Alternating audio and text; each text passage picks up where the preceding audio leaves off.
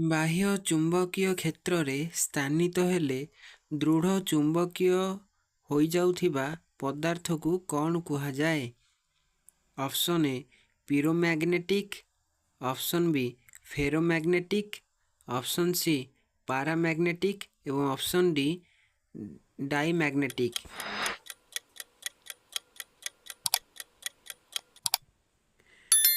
ସଠିକ୍ ଉତ୍ତରଟି ହେଉଛି option B ଫେରୋମ୍ୟାଗ୍ନେଟିକ୍। ବାହ୍ୟ ଚୁମ୍ବକୀୟ କ୍ଷେତ୍ରରେ ସ୍ଥାନିତ ହେଲେ ଦୃଢ଼ ଚୁମ୍ବକୀୟ ହୋଇଯାଉଥିବା ପଦାର୍ଥକୁ ଫେରୋମ୍ୟାଗ୍ନେଟିକ୍ କୁହାଯାଏ।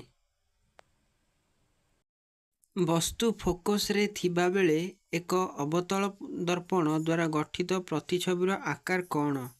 ଅପସନ୍ ଏ ବୃଦ୍ଧି, ଅପସନ୍ ବି ବିନ୍ଦୁ ଆକାର, ଅପସନ୍ ସି ସମାନ ଆକାର ଏବଂ ଅପସନ୍ ଡି ଉଚ୍ଚତର।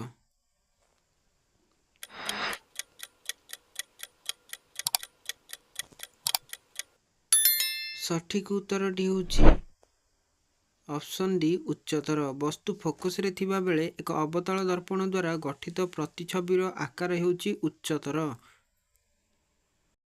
ଶରୀରକୁ ଏକ ବୃତ୍ତରେ ସମାନ ଭାବରେ ଚଳାଇବା ପାଇଁ କେଉଁ ଶକ୍ତି ଆବଶ୍ୟକ ହୋଇଥାଏ?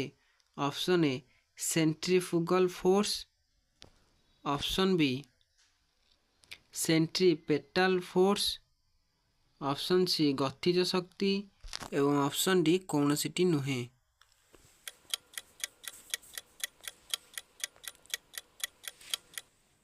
ସଠିକ୍ ଉତ୍ତରଟି ହେଉଛି ଅପସନ୍ ବି ସେଣ୍ଟ୍ରିପେଟାଲ୍ ଫୋର୍ସ।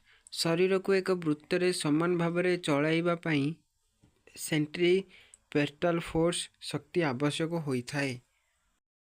ଦୈର୍ଘ୍ୟ ବା ଲେନ୍ଥ ଦୃଷ୍ଟିରୁ ନିମ୍ନଲିଖିତ ୟୁନିଟ୍ ମଧ୍ୟରୁ କେଉଁଟି ଛୋଟ ଅଟେ? Option A Micron, option B nanometre, option C fermi ଏବଂ ଅପସନ୍ ଡି ଆଙ୍ଗଷ୍ଟ୍ରମ୍।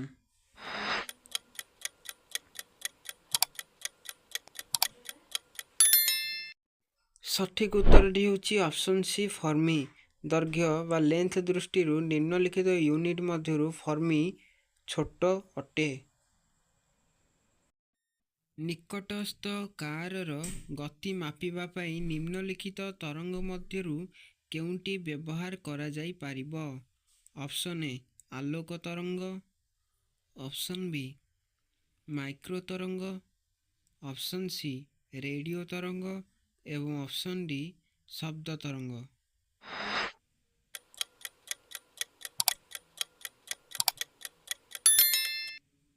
ସଠିକ୍ ଉତ୍ତରଟି ହେଉଛି ଅପସନ୍ ସି ରେଡ଼ିଓ ତରଙ୍ଗ।